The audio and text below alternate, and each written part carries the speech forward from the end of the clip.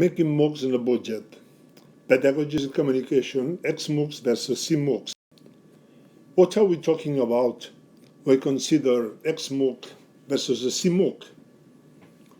xMOOC that is primarily used to deliver content, quite organized, where students follow a clear pathway to learning content, has probably a higher cost of preparation. However, that preparation with higher cost may spare energy and time and even money later. Students follow xMOOCs like in a classical subject in an offline course. First lesson, second lesson, third lesson, and so on, with tests and quizzes and exercises. On the contrary, for cMOOCs, investment of time is not so large. However, then you have a higher cost during the course because one has to be aware of what students say. One has to manage assessment, quizzes, tests, and everything, but especially one has to communicate a lot with the students, and also you have to make them create their content, collaborate, share. One should think of a MOOC as a project. One should carry out different tasks, but first of all, of course, planning the course. You should think about content, about the very learning, how you work as a team, divide the tasks, set up the tasks and subtasks. How do you execute them? And indeed later, how you evaluate and improve the very cost.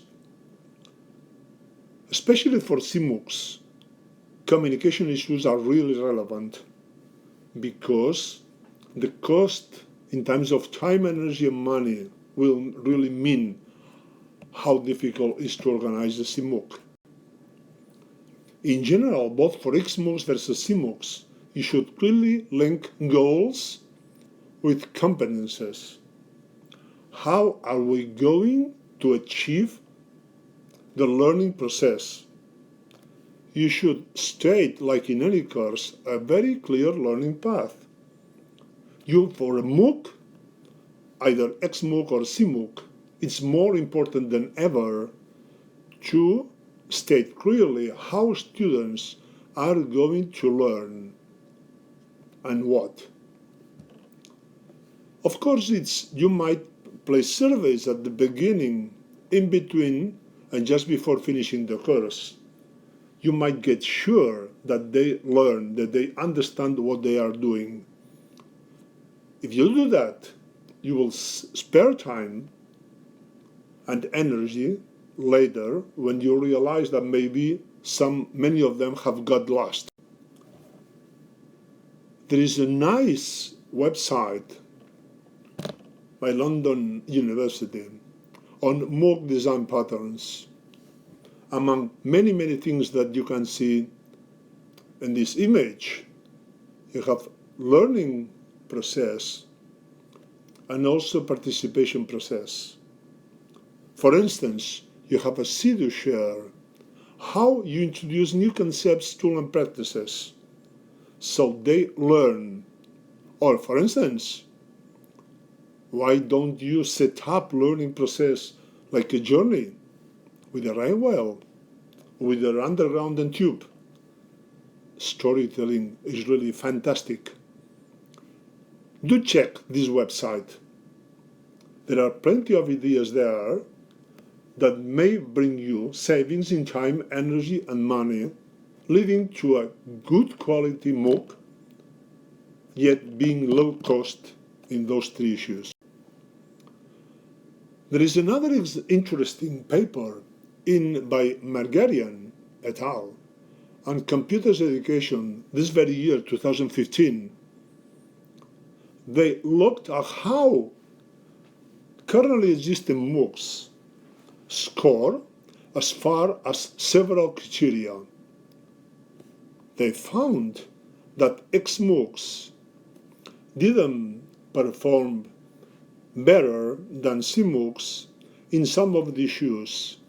However, xMOOCs underperformed cMOOCs in others. For instance, for application and integration of new knowledges and skills, cMOOCs perform better.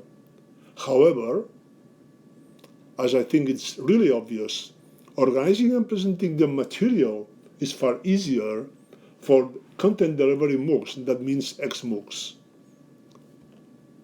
These are quite interesting issues to address, and this paper is worth taking a detailed visit because there are many aspects of learning that are addressed and assessed by taking a look at many MOOCs having been organized.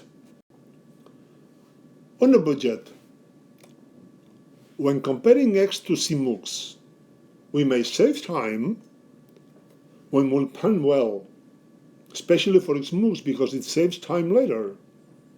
And if we use properly social networking like Twitter and forums, maybe Instagram, these communication tools save time for cMOOCs.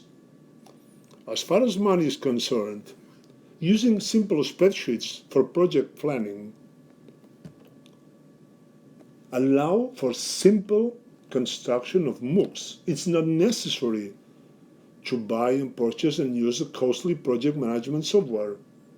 And furthermore, many teachers know how to run projects, how to plan them. Planning a MOOC like a project brings energy, far more energy. That's why planning as a research project and looking always for what, how, who, when, where, and other questions in a clear and simple way, and having some storytelling recharges staff batteries. Furthermore, they spare some energy, and especially they make the course more attractive.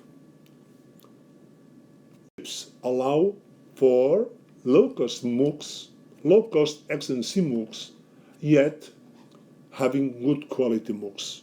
However, we provide the questions. Should xMOOCs be favored versus cMOOCs when considering a low-cost approach? We have provided some hints in the last slide. What do you think? Look at the forum and participate in the discussion.